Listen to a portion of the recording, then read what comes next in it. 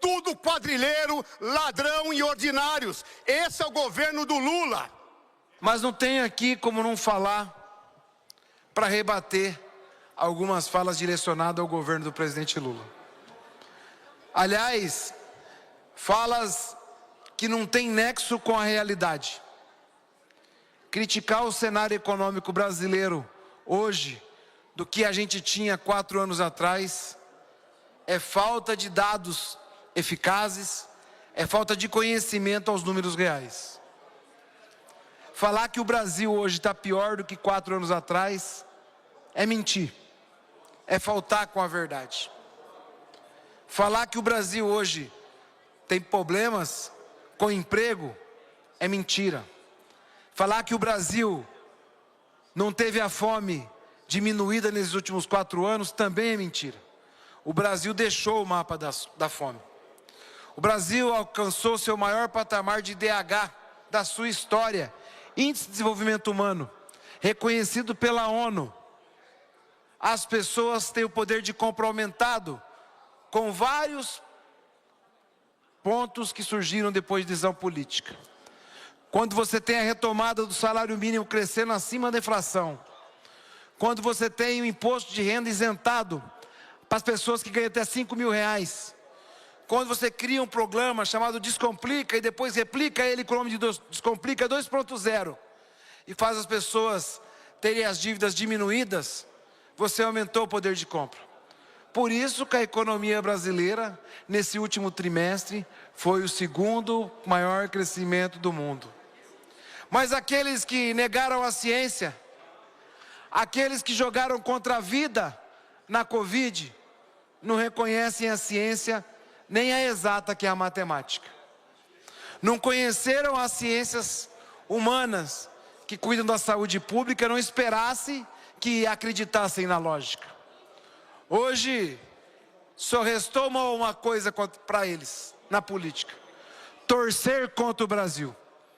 Torcer contra o Brasil e difamar o Brasil. Pior ainda, visitar outros países pedindo guerra ao Brasil. Aqui, o candidato sem projeto, Flávio Bolsonaro, teve coragem de redigir um documento e assinar o documento e pedir para o Brasil ser tarifado só após a eleição. Ou seja, concorda que o Brasil seja tarifado, menos nesse momento eleitoral que influencia a vida política dele.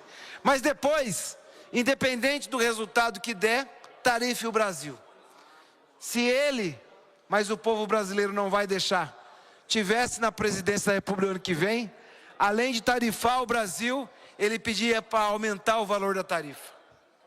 São esses traidores da bandeira verde, amarela, azul e branco, e adoradores da bandeira estrelada, azul, branca e vermelha americana, que querem se apossar do poder. Através da fake news, através do discurso pronto, através do entreguismo, o viralatismo, como é conhecido. Prestei pouca atenção na Copa do Mundo, aos jogos, não pude acompanhar todos. Mas os Jogos do Brasil, lá, demonstrava uma imensa torcida brasileira, todos de amarelo. Primeiro, significa que os brasileiros gostam do seu país de verdade, alguns. Significa também que as pessoas mais afortunadas desse país, e que muitas delas estavam lá, criticam o Brasil que vai mal na economia, mas tem dinheiro para gastar lá na Copa.